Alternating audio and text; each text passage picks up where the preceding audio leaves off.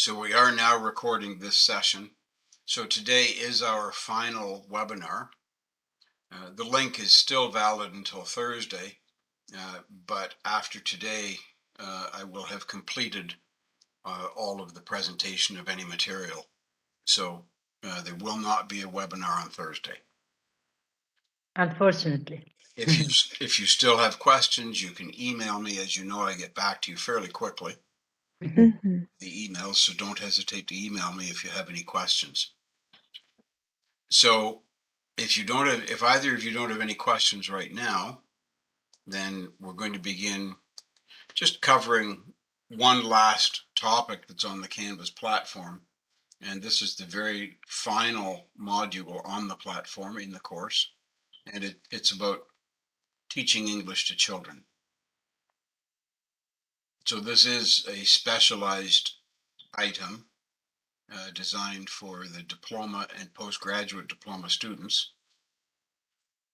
So Z, I believe you're in the advanced, is that right? Yes, that's correct. Okay, so you probably will not have access to this module on the Canvas platform, Z, but Eleanor will. Yeah. Oh, that might have been useful for the research project.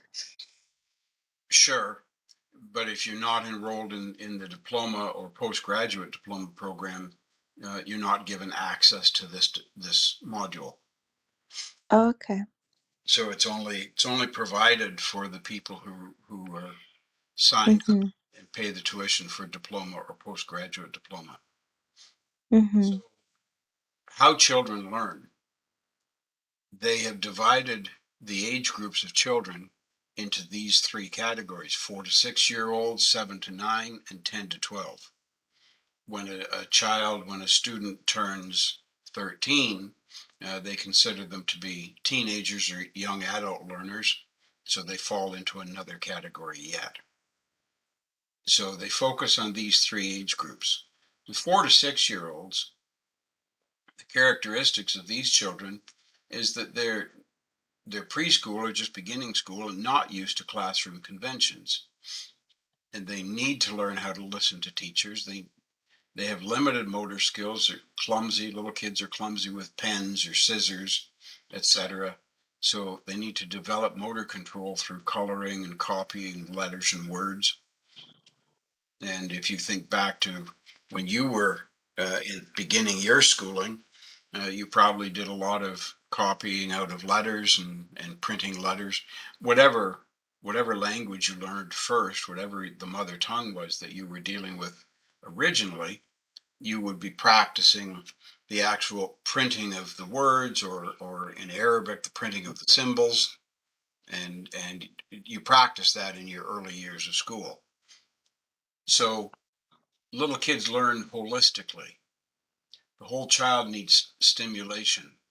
That's why offering opportunities to move, sing, play, explore, touch toys, touch items is a very good thing. And what is the methodology that describes that? TPR? That's correct. The total physical response. That's exactly correct. Now, even though, as I've mentioned throughout the webinars, TPR can work even with older students, teenagers, and even in some cases, it can work with adults in certain role play situations, where you might have a clerk in the store, a student playing the role of a clerk in the store, and another student playing the role of a customer buying something. You have TPR at work there with adults, but with children, moving and singing songs with them and letting them play as they explore the material is absolutely crucial. And the TPR method does allow the stimulation of the entire child. They cannot distinguish between different parts of language, cannot analyze the language. So that's the grammar translation method. The kids can't analyze the grammar, and they can't analyze the different parts of the language. And that's why at that age, chants and stories work much better than grammar skills and grammar exercises. Those just don't work well with tiny kids, right?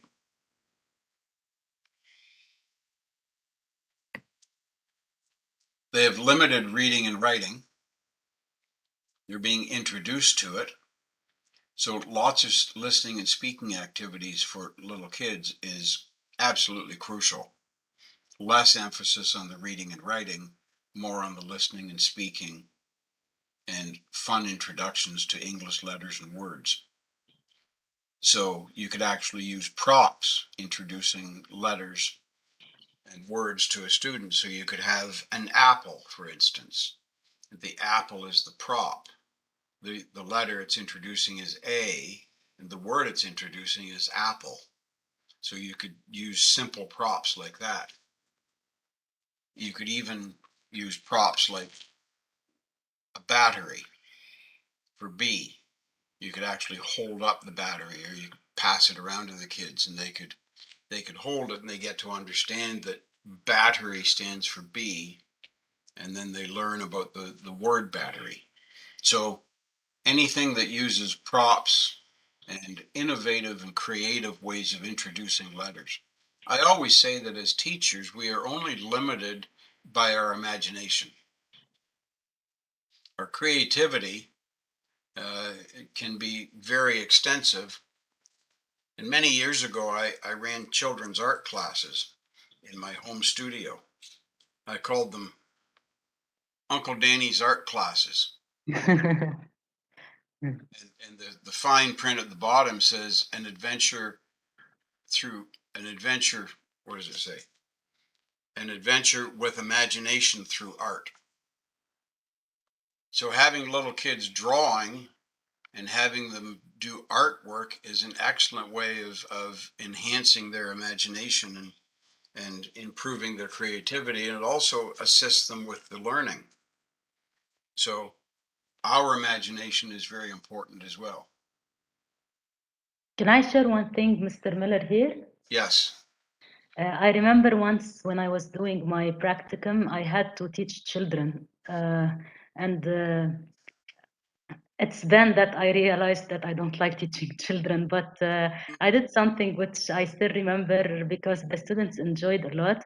So what I did with them is that they didn't like to do a dictation a lot because to them it was a test. It's like you are testing their ability to spell in English, and English is unpredictable, so it was very difficult for them.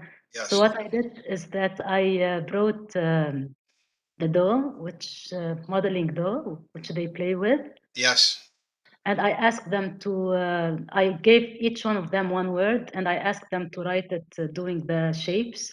And then I pasted the letters, like the dough forms they did, on boards, and I hung them on the walls. And it was like dictation with those, and they loved it. Like I remember on that day, we both were so happy, and they were like modeling it for their motor skills. So Yes. yeah, I feel children love it a lot. That's right. That was an excellent idea, and that sort of thing is very important for kids to experience the tactile aspect of learning. Yeah, And touching the modeling dough, the modeling clay, is an excellent way for kids to develop things or make little animals or make little shapes, and they really enjoy it. And then it does not seem so much like work for them. exactly. So little kids will tend to speak in their first language exclusively. And so they need to be given reasons to speak in English or the new language that is being taught. And games and chants will do that. Stories, young students can get bored with many topics, but love stories, fantasy stories, fun stories, these types of things really encourage them to actually speak and respond. You want to stimulate the young child to make as much response as possible, because that causes them to think in the English language. And this asterisk is referring to right here, exposing young children to chunks of language. So chunks of language, words that naturally come together. Thank you very much. Glass of water. Have a nice day. That type of thing. Anything that, any group of words that forms a little phrase that can exist all by itself, that are easily learned, repeated, and do not need analysis. The kids don't have to figure anything out. They just remember to say it. And then we look at 7 to 9-year-olds. 7 to 9-year-olds is often the most difficult age group, in my opinion. 9-year-olds are beginning to transition over into the teenage years. Even though they've got a few more years to go, 9-year-olds are beginning to evolve into more independent thinkers. And they're beginning to be logical and analytical. They see patterns and they're aware of language. They need opportunities to experiment with the language, making up their own chants. So you could ask them to create a chant that they might use with a skipping rope, for instance. That type of thing. And asking questions. Encourage them to ask as many questions as possible in English, and they need answers to these. They also need freedom to express themselves and learn more than just language. They need to learn about thinking in the new language. Reading and writing is still minimal, so still strong emphasis on speaking and listening. They still need support and help with reading and writing, and practice and success-oriented activities.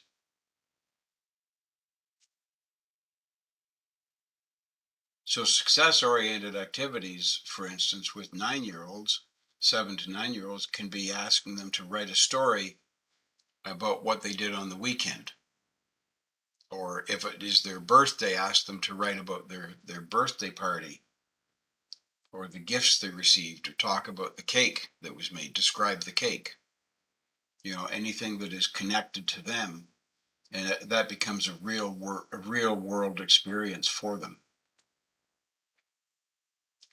This age group still has problems sharing, and group activities not always successful. So the teacher needs to provide opportunities to guide them and chances for them to work alone.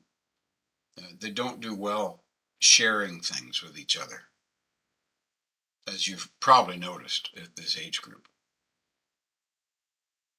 They're actually quite competitive in many cases.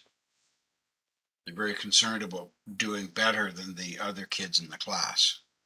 And so you want to have activities that are not competitive activities, because some kids will definitely do better than others, and that becomes a competitive situation, which causes group activities to not be very successful. They're developing confidence to express themselves. They will have views on what they want to do and talk about, and they need chances to state these opinions. They are developing knowledge of the world around them, and they know more than we often give them credit for. They need chances to use what they know as they express themselves. Then they grow up a little bit more, and now they're 10 to 12-year-olds. And this can be a very challenging group as well, because these students are on the brink of puberty and on the brink of adolescence. They're turning into teenagers, and that can be a scary thing for the adults in their lives. It can be a scary thing for the kids too. Kids are discovering many things about themselves and their relationships to other people, and they struggle with that oftentimes. But they do have a longer attention span, and a greater range of activities is possible in class. They still need opportunities to engage in tasks that require focus and commitment. They need to be reined in sometimes and focus on the task at hand. Their knowledge of the world is growing, and more topics can be addressed using information from the internet or cross-curricular projects, projects that go across the subjects. So not focusing just on English, you might perhaps focus on a historical figure. So you could choose an historical figure from their culture or from the English culture in the country they are studying in. If it's in Canada, for instance, choosing an historical figure from the Canadian development of the government, for instance. So they could study the prime ministers of Canada, and they could write about the very first prime minister of Canada, John A. Macdonald. Even though he was an extremely controversial individual, he's still an historical figure within Canada's past. So they can gather information about him, good and bad, from the internet, and they could write about that historical figure or somebody from their own culture, an historical figure, a leader. They're taking learning more seriously in many cases. They can be given responsibility and they can be given expectations, and a teacher can anticipate a better following of rubric guidelines, for instance, now that they're a little bit older and they need chances to be independent. But they're still children. They have a need for security and pleasure. The teacher needs to be sensitive to their needs and their moods. They're more cooperative with their peers. They can do more group work. They're a bit more open to sharing their experience with others in the class. They work on their own in pairs or in groups or as a class activity. Their intellectual, motor, and social skills are developing. They can be challenged more. The activities need to challenge them, because the worst thing that can occur at this age group is for the students to become bored. If they become bored, that's when trouble occurs. Mhm. And that's when we see improper behavior at this age group, is when they get bored. So be sure to give them activities that challenge them. They're developing their own learning strategies. Children won't all react in the same way to the same task or topic. They need the chance to personalize their learning experience. Beginning reading and writing with young children. For all children around 5 to 7 years old, learning English as a second or foreign language, especially those whose mother tongue alphabet is not Roman. So for instance, if the mother tongue alphabet is Arabic, our English alphabet, the ABCs of the English alphabet are totally different than the characters of the Arabic language, and many other languages as well. Farsi and Mandarin are all languages designed on symbols that represent thoughts or groups of words, not necessarily one letter at a time. So understanding that is crucial to help these young children make that transition and shift from their mother tongue thinking over into the Roman alphabet that we use in English. We use the same alphabet in English and French and Spanish, and they need help to make the transition. Recognition games. Games are motivating and help make language memorable. So try to think of lots of fun ways to practice the new letters and sounds that you are introducing to the children. And that activity you did with the modeling clay, Eleanor, was an excellent example of a type of a game or something that was fun for the students to do and still learn while they're doing it. So that was a very good example, and easy to duplicate that activity in the future with other groups of children. Teaching English vocabulary to children. For juniors 5 to 11 years old, you will be able to adapt the activities for younger or older students. So any activity that you design in English vocabulary, you can make it a little more difficult for older students, or you can make it a little bit simpler for younger students. And that's just simply a matter of adjusting the expectations as much as the delivery, moving it up and down the scale for the age bracket that you're dealing with. Storytelling. The materials that you will find in this course are designed for children between the ages of approximately 5 to 8. Children vary as much as adults in terms of language, level, and personality, so you are the best person to decide which activities will suit your students. Teaching teenagers. Do your teenage students lapse into the mother tongue during group or pair activities? Are they reluctant to say things in English in front of their peers? Do they have few or no opportunities to practice spoken English outside the classroom? Do you want them to speak more English in class? If you have answered yes to any of these questions, you will learn how to deal with these situations throughout this course. And then it goes on to explain all these aspects of teaching reading and working with 5 to 7-year-olds, what to do before you introduce letters, what you do with introducing letters.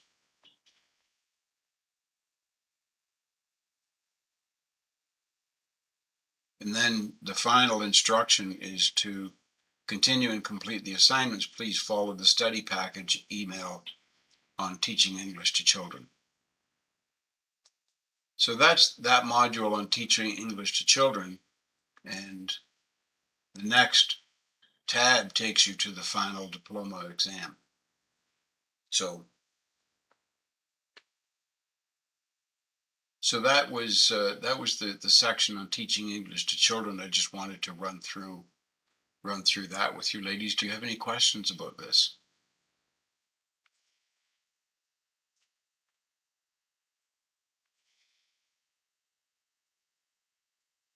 I don't have a particular question, but I was drawn to the part where they talk about teaching letters.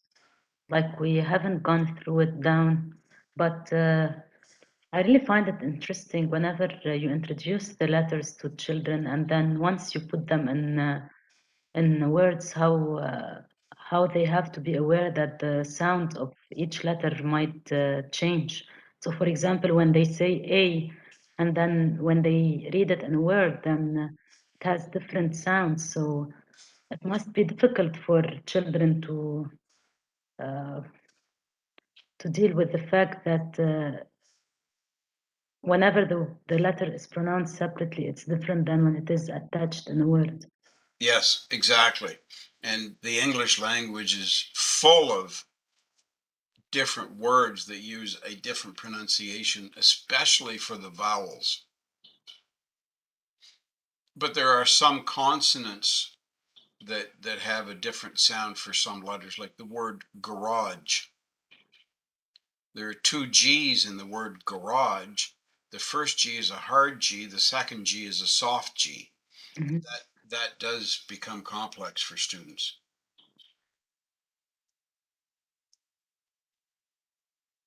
There is a PDF download that you can get here to check out more information about teaching English to children.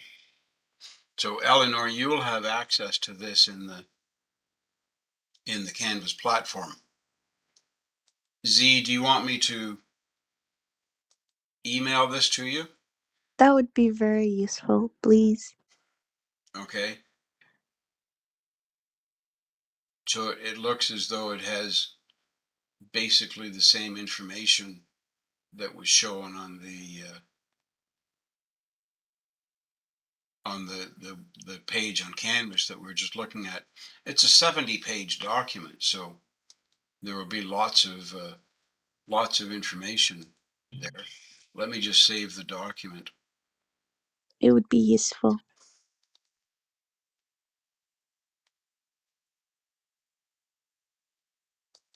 Okay, I've got it saved to my desktop, and I will email that to you, Z, after we finish the call here. Sounds good. You want me to email it to you at the same time, Eleanor? I'm fine, thank you so much, because I have access to it, so. Okay, yeah, sure, you can download it. Yeah, but it looks like a good document. And like I say, I think it's basically duplicating all the information that we just went over and looked at on this page on the Canvas platform.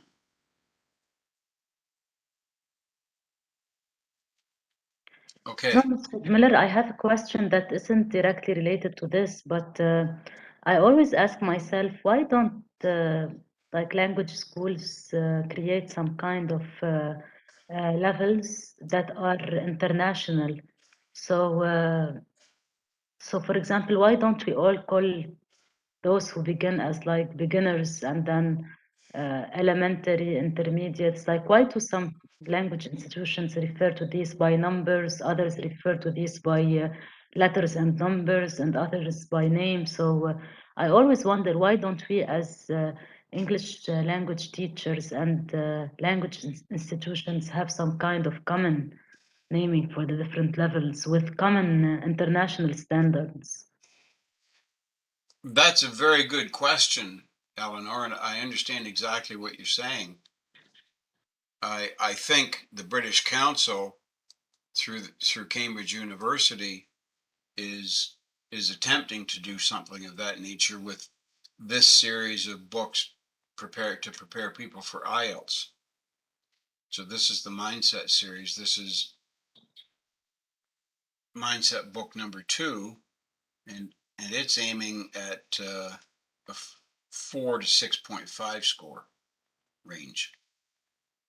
So again, it's still got its own system, but to a large extent, they're looking at language proficiency rather than age groups of students specifically.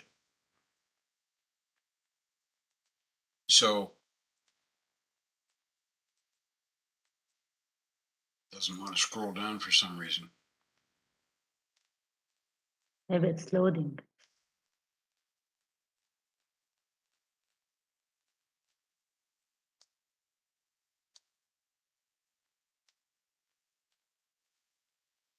So rather than specific age groups, they're looking at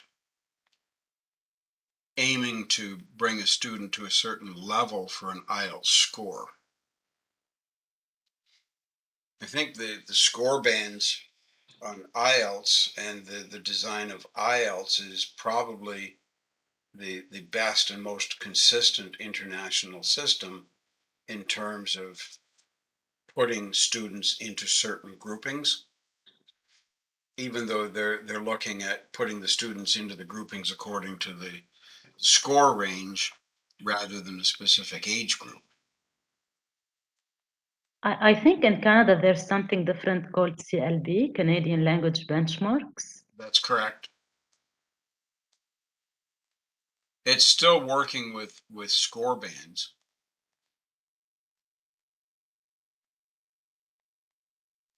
But I agree with you. Some kind of standardization by age group would be a helpful thing, because within each age group you could have beginner language proficiency, intermediate proficiency, and advanced proficiency. And that's going to depend on the length of time the student has been studying the new language. But by breaking it into age groups and by going according to the age of the students, we get to look more closely at the sociological and the psychological development of the child, as well as the Or the development, learner. their thinking process, you know.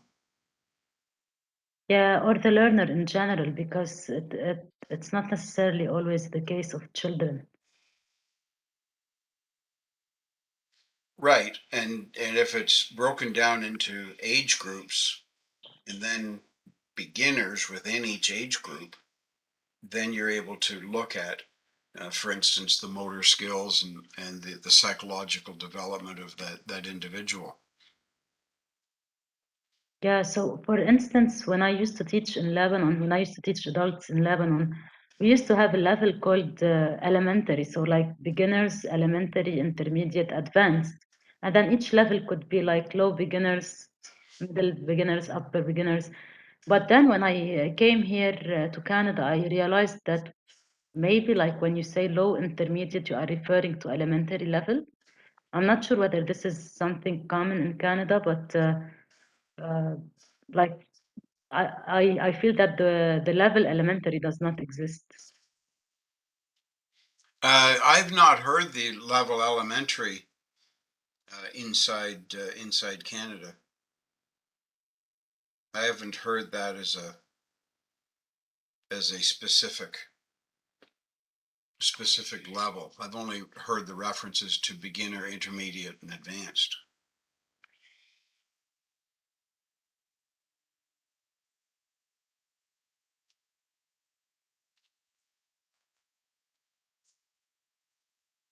So your points are well made, and you know, some kind of across the system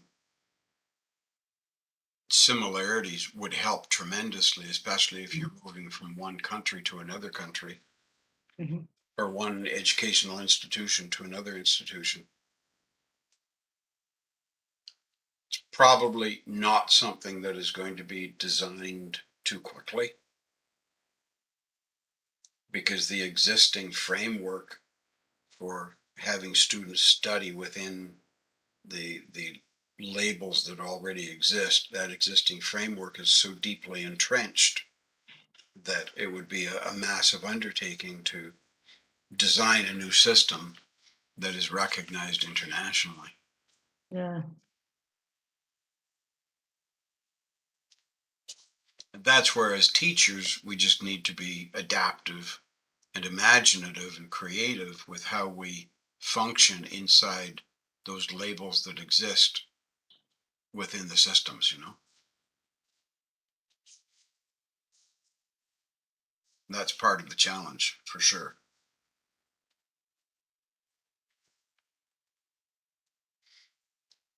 So let me ask you ladies another question. This is going back to your research topic. How are you coming along with your research essay? Mm.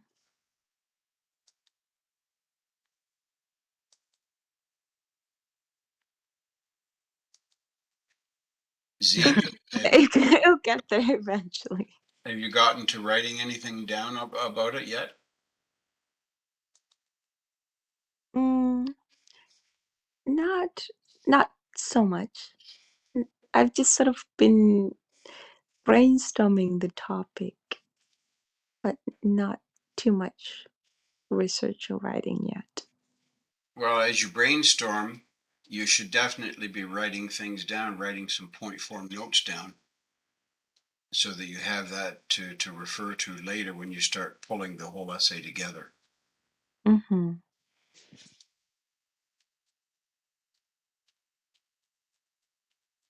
So definitely get going on those research papers. And Eleanor, how are you doing with the link?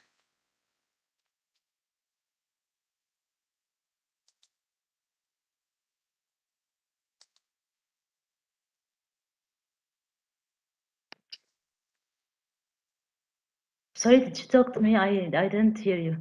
Oh, sorry. I just asked you how you're doing with the link paper.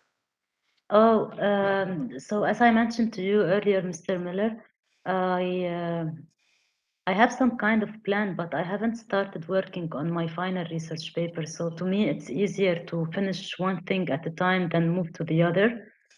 So once I send conversational activities, because I'm done with it, but I haven't sent it yet.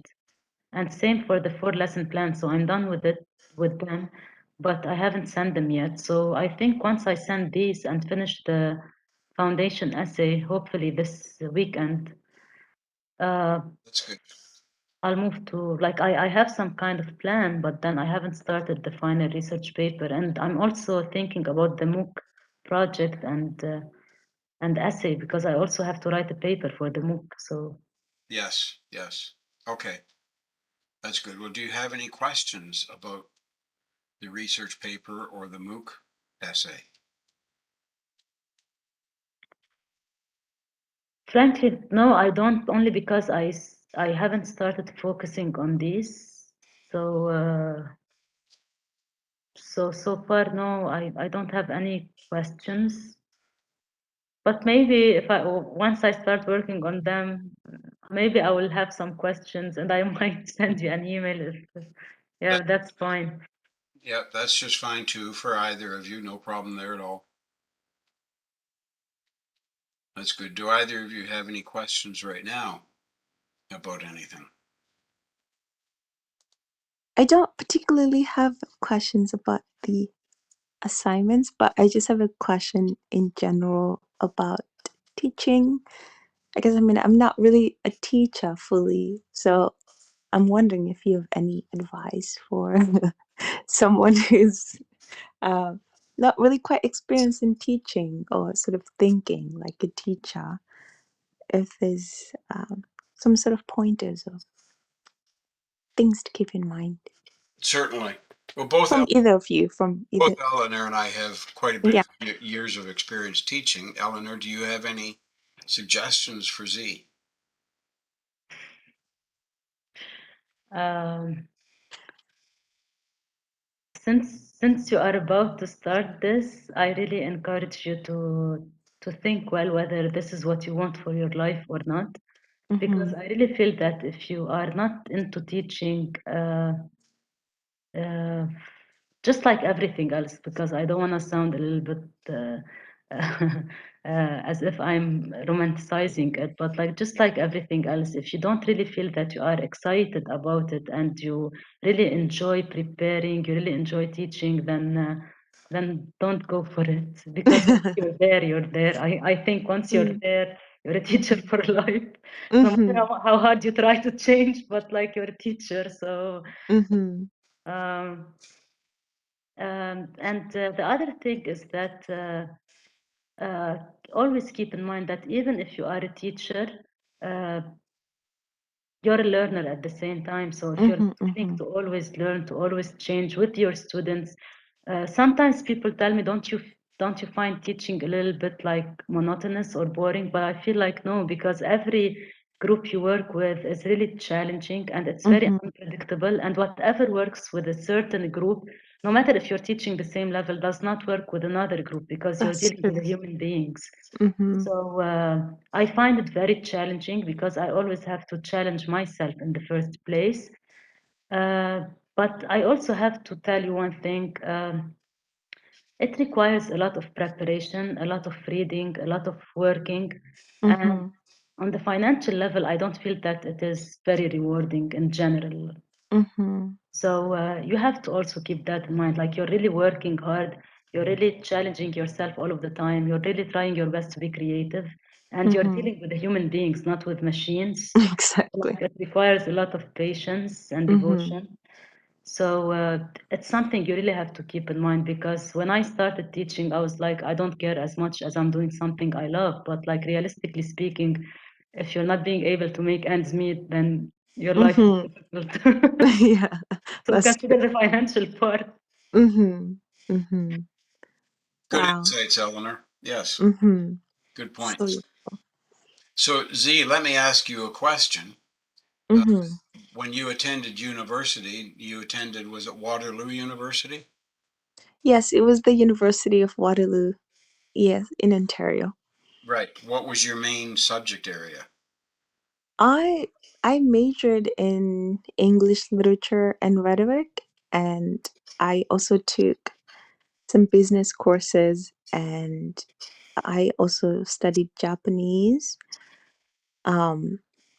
So I didn't really do any sort of, now looking back, I think I should have focused more perhaps on attaining some certification in teaching some aspects of English, but I never really did think too deeply about it, and until I did my 3 years where I did teach. I was an assistant teacher in Japan, but I was working mostly with elementary school students and junior high school students, and I enjoyed that very much. So I think teaching as a profession is not really I'm very excited about it, but it's just the process of teaching that I can find it's very difficult to be creative or to, as Eleanor already mentioned, every learner is different and every level of students is different.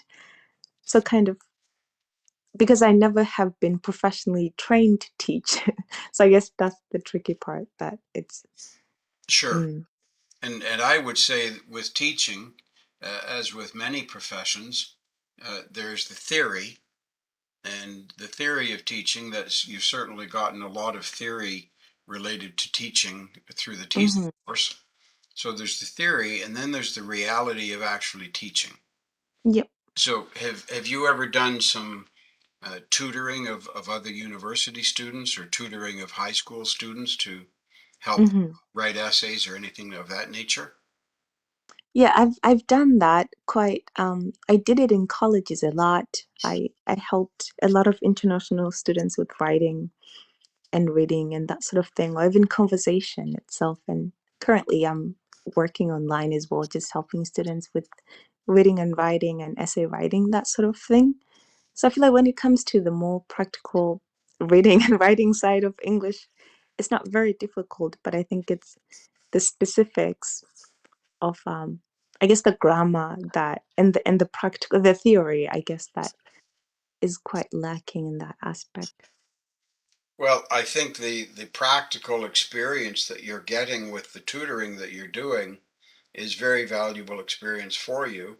And I would suggest that it's probably even more valuable than uh, studying the theory of teaching, because as Eleanor knows as well, studying the theory of teaching and getting a certification or a teaching degree does not necessarily make you a good teacher.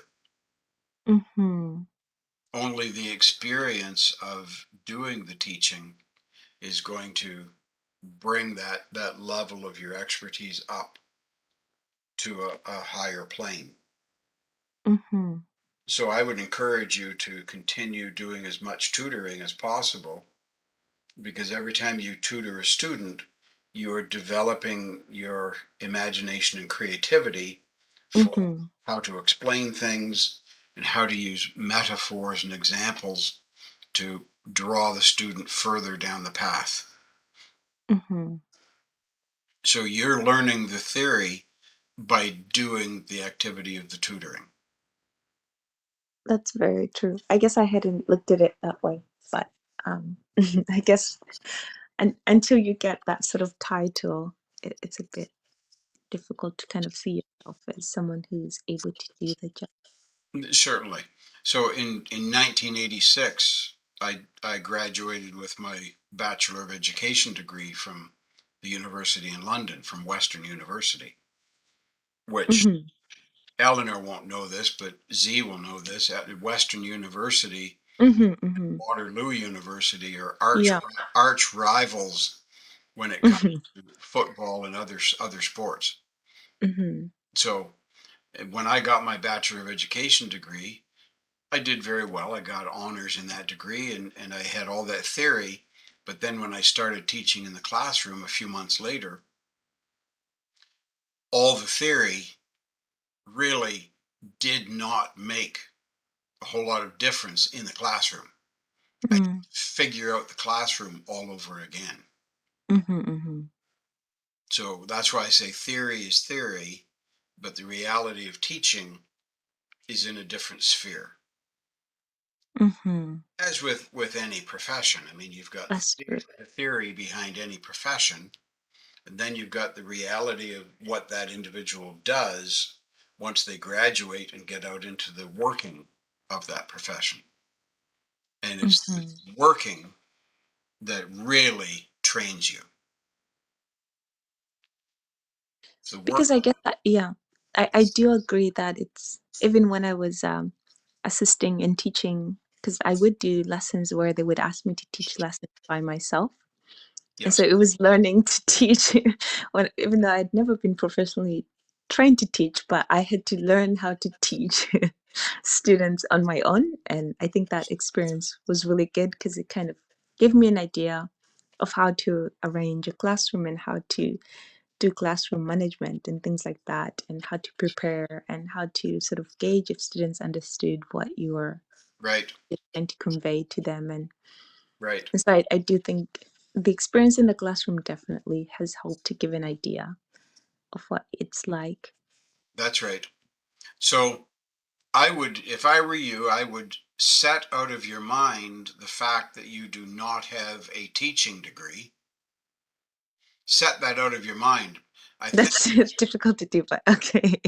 Hmm. I think you're allowing that to become sort of a rock around your neck that is keeping you back from being as creative and imaginative as you possibly could be with your teaching activities. So set that point out of your mind, because the experience of tutoring and the teaching experience you had in Japan, those 3 years, all of that is what is teaching you the theoretical, practical knowledge that you need in a classroom situation.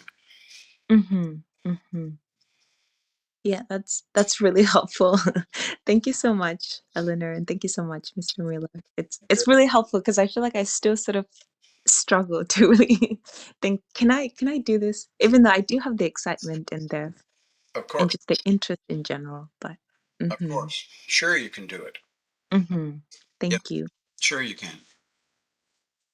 Good conversation. Hello, Farnaz. Hi, hi. Sorry for delay. I didn't have internet connection. That's okay. We've gone through teaching English to children.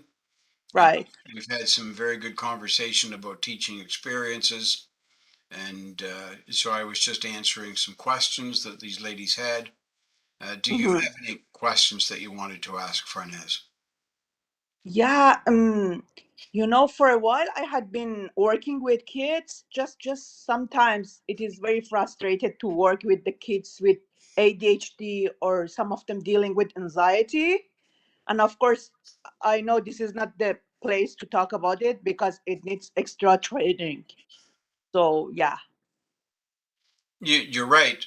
Learning disabilities and ADHD is definitely a challenge when it comes to working with students, and having students with those difficulties in the classroom certainly presents new challenges to a teacher. I had a number of students who I felt were classic ADHD Hmm. by definition. They Hmm. suffer with ADHD, and my approach to those students was to keep them busy helping me in the classroom. So, Yeah, and let me say something. Because it was a part of our placement. They told us, I mean, as you mentioned, somehow labeled this person is ADHD. But let me say something, because the spectrum is very strange. Some of them are really smart, some of them are not interested, in regular task. And then I had been thinking, even some of the exercise, to be honest, very, let's say, boring, very simple, and this is the reason they don't like to participate. yes, I agree. Because yeah, they are not participating in some of the dialogues with us. Then I see with the peers they are perfect. So yeah, I mean, maybe I am thinking, somehow even whole the education system, to be honest, supposed to be changed. Still, it is a little bit old fashioned, to be honest. Well, I totally agree with you there, but that's not going to happen quickly, I don't think. I Yeah, believe, because I yeah, believe the very best thing that could happen with education systems is that the number of students in a class would be drastically reduced. yeah, there are 20 kids in especially public school, and it is too much. It is too Yes, much. the class sizes here in Canada, in many situations, the number of students in a class can be 25 to 30 students Oh my goodness, even worse. for It's one too for much. one teacher.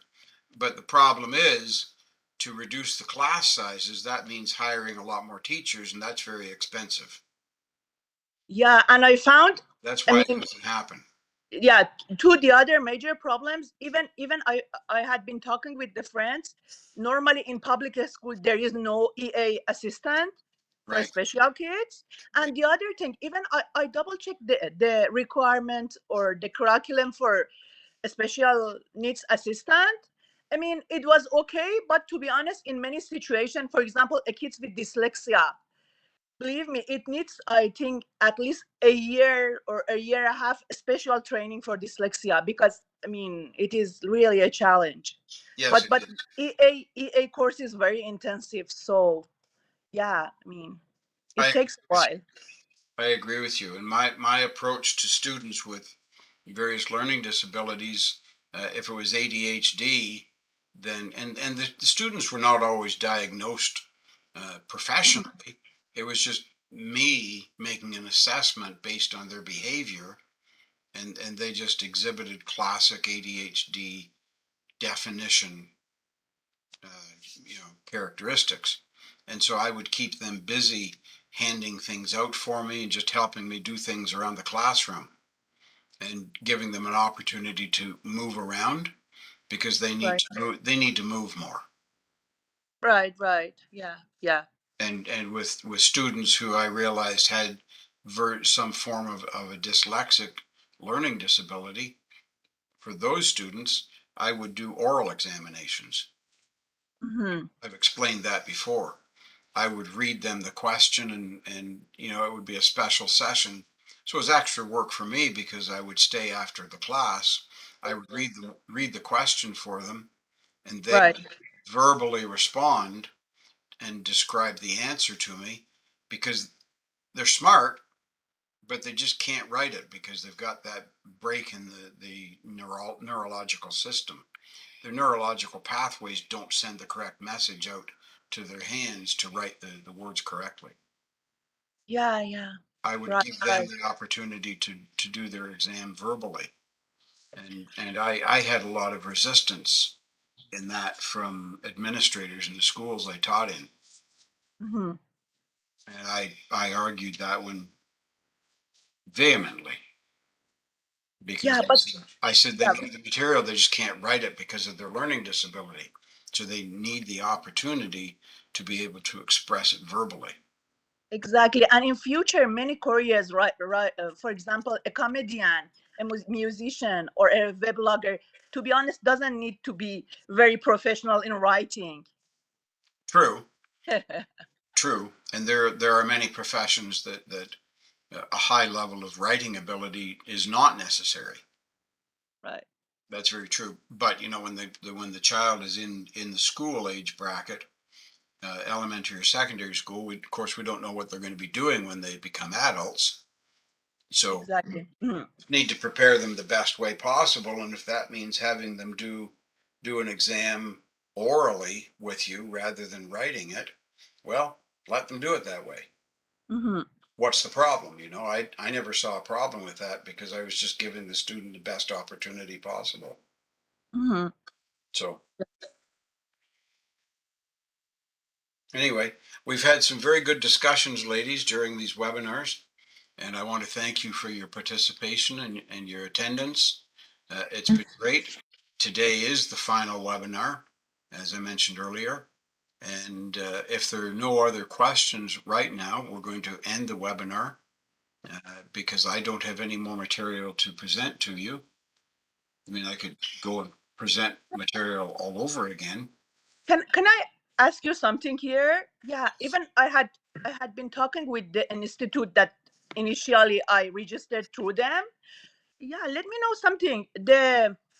Technically this is advanced certificate, right? Is that right? The Well, program. this is this is for advanced certificate and diploma. Mhm. And then we're supposed to have 100 hours in webinar and 200 asynchronous. Is that right? That sounds roughly correct. Yes, I forget the details of it. I Yeah, and haven't then looked at those 100 details hour. in a long time. Then 100 hours, because as I know, it is a month. So we have around 8 or 10 sessions. That means around 20 hours. Then what about the other 80 hours?